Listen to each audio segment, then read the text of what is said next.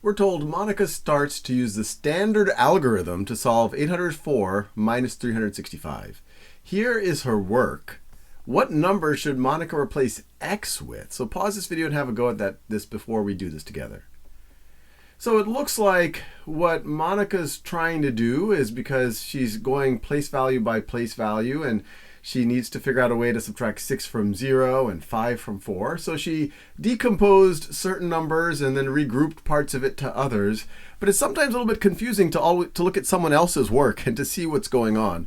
So actually what I find useful to do is to just do what I would have done, doing the standard algorithm. And that's just a fancy way of saying the standard way of subtracting numbers. And let's just see, if I did it, what it might look like. So as I just mentioned, I can't subtract 5 from 4. I can't subtract 6 from 0. So I'm going to have to do a little bit of regrouping. Over here, I have 8 hundreds.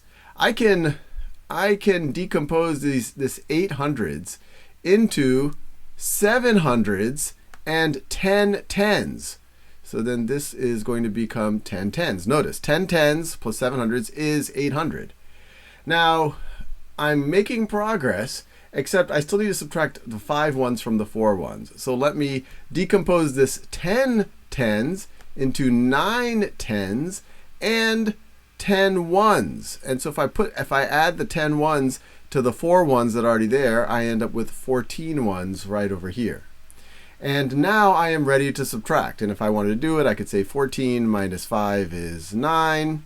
And I could keep going. I could say 9 minus 6. But I've actually already answered the question. Because what's pretty clear is that this x here, this is this 9 right over here. What Monica did is first decomposed that 8 hundreds into 7 hundreds into 10 tens. And then she decomposed that 10 tens into 10 ones and 9 tens. So this x right over here is a 9.